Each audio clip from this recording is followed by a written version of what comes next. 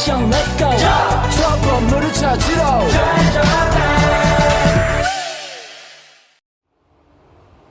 Assalamualaikum warahmatullahi wabarakatuh. Salam sejahtera untuk kita semua. Perkenalkan, saya Rafaifa Adina Sirin dari 11 AKL Liga. Saya ingin menyampaikan materi tentang ekonomi Islam serta tokoh-tokoh ekonomi Islam. Yang telah kita ketahui, ekonomi adalah sebagai suatu aspek kehidupan manusia yang sudah ada sejak manusia dilahirkan. Sedangkan ekonomi Islam telah dipraktikkan sejak agama Islam itu diturunkan. Banyak ayat dalam Al-Quran tentang ekonomi dan praktik kehidupan Rasulullah SAW dengan para sahabat yang mencerminkan perilaku ekonomi yang sesuai syariat. Namun, tidak diarsipkan atau didokumentasikan dalam buku ekonomi tersendiri, karena Islam tidak memisahkan disiplin ekonomi sebagai disiplin ilmu tersendiri.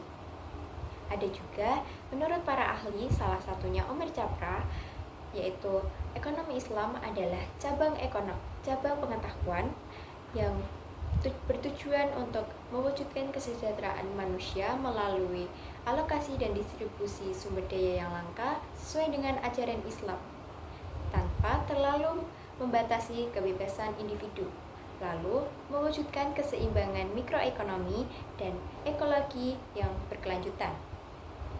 Pada intinya, ekonomi Islam adalah cabang ilmu pengetahuan yang berupaya untuk memandang, menganalisis, dan akhirnya menyelesaikan permasalahan-permasalahan ekonomi dengan cara-cara sesuai dengan prinsip syariat Islam.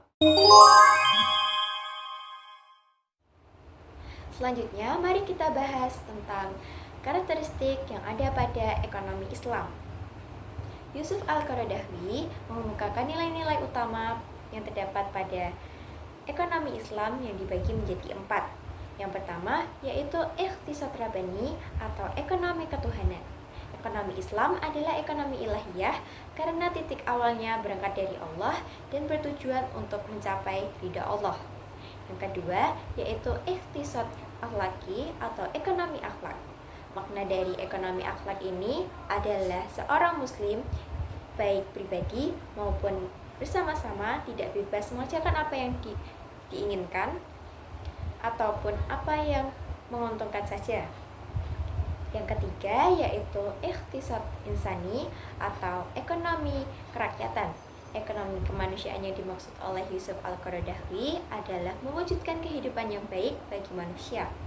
Yang keempat yaitu iqtisad wasati atau ekonomi pertengahan, yaitu Islam yang meletakkan ekonomi pada posisi tengah dan keseimbangan yang adil.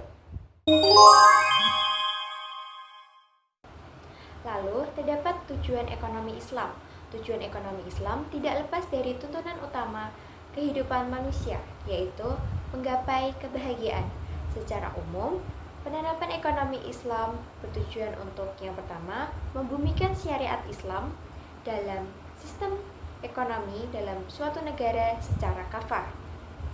Penerapan ini disebabkan sistem ekonomi Islam merupakan urat nadi pembangunan masyarakat yang di dalamnya muncul karakter masyarakat yang bersifat spiritual dan material. Yang kedua, membebaskan masyarakat muslim dari belenggu barat yang menganut sistem ekonomi kapitalis dan timur yang menganut sistem ekonomi komunis, serta mengakhiri keterbelakangan ekonomi masyarakat atau negara-negara muslim. Yang ketiga, menghidupkan nilai-nilai Islami dalam seluruh kegiatan ekonomi dan menyelamatkan moral umat dari paham materialisme hedonisme. Yang keempat, menegakkan bangunan ekonomi yang mewujudkan persatuan dan solidaritas dalam satu ikatan risalah Islamnya. Yang kelima, mewujudkan falah atau kesejahteraan masyarakat secara umum. Setelah kita ketahui tentang beberapa hal ekonomi Islam, selanjutnya saya akan menyampaikan beberapa tokoh-tokoh ekonomi Islam. Yang pertama yaitu Zaid bin Ali. Zaid bin Ali lahir pada 695 Masehi. Ia mempunyai kitab yaitu kitab Musnad Zaid. Ia berperan sebagai mendorong keadilan sosial dan peran negara dalam distribusi kekayaan. Lalu yang kedua ada Abu Hanifah. Abu Hanifah lahir pada 699 Masehi dan ia memiliki kitab yaitu kitab Al-Fiqh Al-Akbar. Ia berperan sebagai pencetus sistem kontak dan kepemilikan dalam ekonomi syariah. Lalu yang ketiga ada Abu Yusuf. Abu Yusuf lahir pada 731 Masehi dan ia memiliki kitab yaitu kitab Al-Khuruj. Ia berperan sebagai membahas keuangan publik dan perpajakan dalam ekonomi Islam. Lalu yang keempat yaitu Muhammad bin Hasan Al-Syaibani.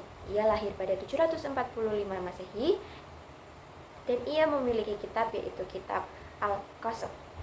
Ia berperan sebagai mengembangkan teori ekonomi syariah, terutama pada hal keuntungan dan perdagangan. Yang kelima yaitu Abu Ubaid Al-Qasim bin Salam. Ia lahir pada 774 Masehi dan ia memiliki kitab yaitu kitab Al-Amr. Ia berperan sebagai membahas distribusi harta dan peran negara dalam menjaga keseimbangan sosial. Lalu yang keenam yaitu Harith bin Asad Al-Muhasibi. Ia lahir pada 781 Masehi dan ia memiliki kitab yaitu kitab Risalah Al-Mustarsidin. Dan ia berperan sebagai membahas etika dan moral dalam aktivitas ekonomi, khususnya soal kejujuran dan kesederhanaan. Lalu yang ketujuh ada Ibnu Miskawayh. Ia lahir pada 932 Masehi. Ia memiliki kitab Al-Tahzib Al-Akhlaq. Ia berperan sebagai membahas hubungan antar etika, politik, ekonomi, serta pentingnya moralitas dalam bisnis. Lalu yang kedelapan yaitu Al-Mawardi. Ia lahir pada 792 Masehi dan ia memiliki kitab Al-Ahkam Al-Sultaniyah. Ia berperan sebagai menyoroti peran negara dalam ekonomi dan keadilan distribusi harta. Sekian beberapa materi yang bisa saya sampaikan. Terima kasih. Wassalamualaikum warahmatullahi wabarakatuh. Audio Jungle.